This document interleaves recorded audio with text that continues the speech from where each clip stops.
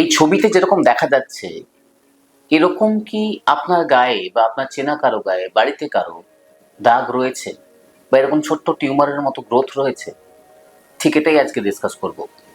এই রোগটা সম্বন্ধে বলবো, এই রোগটা কিভাবে ডায়াগনোসিস হয়, কেন হয়, কিভাবে ট্রিটমেন্ট করা হয়, সেগুলো সব বলবো। শেষ অবধি শুনুন, চ্যানেলটা লাইক করুন, ফ্রেন্ডস ফ্যামিলির সঙ্গে শেয়ার করুন এবং সাবস্ক্রাইব করে রাখলে আপডেটগুলো পেতে থাকবেন। এই রোগটার নাম হলো নিউরোফাইব্রোমা। তো এই নিউরোফাইব্রোমা অনেক ভ্যারাইটি আছে। আমরা যে ভ্যারাইটি নিয়ে কথা বলবো সেটা হলো সব থেকে কমন NF1। এই NF1 এতে কি হয় না, এতে চামড়ার মধ্যে কালো কালো দাগ তৈরি হয়, ইউজুয়ালি ছোট বাচ্চাদেরই হয়।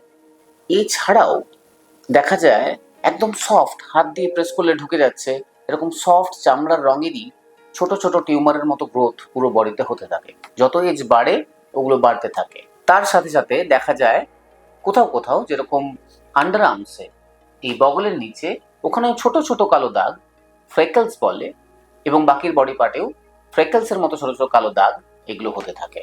কারো কারো এই পেশেন্টদের দেখা যায় যে টিউমারগুলো বড় হতে হতে অনেক বড় হয়ে গেছে, কোথাও কারো কানের পাশে, কখনো পেটের মধ্যে, বডির অন্যান্য জায়গায় বড় টিউমার তৈরি হয়, তাকে আমরা বলি প্লেক্সিফর্ম নিউরোফাইব্রোমা। এই রোগটা ইউজুয়ালি কোনো ক্ষতি করে না, শুধুমাত্র দেখতে অন্যরকম লাগে। এটা একটা কসমেটিক অ্যাপিয়ারেন্সে প্রবলেম করে মোস্ট অফ দ্য কেসে। কিন্তু যদি প্লেক্সিফর্ম হয়, অনেক বড় একটা টিউমার হয়, তখন সেই টিউমারটা কোথাও চাপ দিতে পারে, সেখান থেকে রক্ত চলাচলে অসুবিধা হতে পারে। কোথাও চাপ দিলে সেখান থেকে নার্ভের ব্যথা হতে পারে। শরীরের ভেতরে কোথাও হলে সেখান থেকে ভেতরের অর্গানগুলোকে চাপ দিতে পারে, সেই অর্গানগুলোর ফাংশন, যেরকম লিভার, কিডনি, এগুলোর ফাংশনসকে অসুবিধে করতে পারে। তো এইসব সমস্যাগুলো দেখা যেতে পারে। ইউজুয়ালি এটাতে কিছু প্রবলেম হয় না, কিন্তু কারো কারো ক্ষেত্রে, রেয়ারলি, কারো অপটিক নার্ভে টিউমার হতে পারে, কারো কারো ব্রেনে কিছু টিউমার হতে পারে। তো এইগুলোর জন্য আমাদের কারো কারো টেস্ট লাগে, টেস্টগুলো করে নিতে হয়। কেন হয় এটা? এটা ইউজুয়ালি জেনেটিক কন্ডিশন। ক্রোমোজোম 17 একটা জিন থাকে নিউরোফাইব্রোমিন 1, সেই জিনটার প্রবলেম হয়, তার জন্যে এই নার্ভের থেকে তৈরি হওয়া টিউমারগুলো তৈরি হয়। এগুলো আজকের দিনে দাঁড়িয়ে কিন্তু ট্রিটমেন্ট করা যায়। যদি বড় থাকে সেগুলোকে আমরা সার্জারি করে বাদ দিতে পারি, যেরকম প্লেক্সিফর্ম খুব বড়গুলো।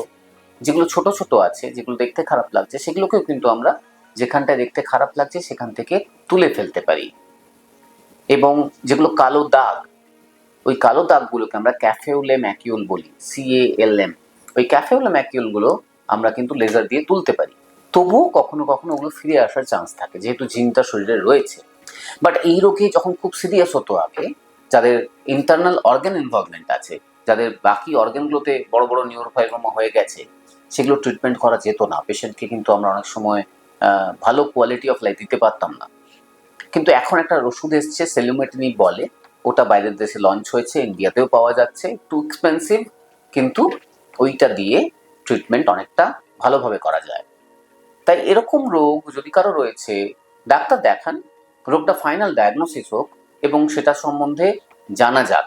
কারণ রোগের যে কমপ্লিকেশনসগুলো, যেগুলো হওয়ার চান্স থাকছে, সেগুলো থেকে আমরা পেশেন্টকে ভালো রাখতে পারবো।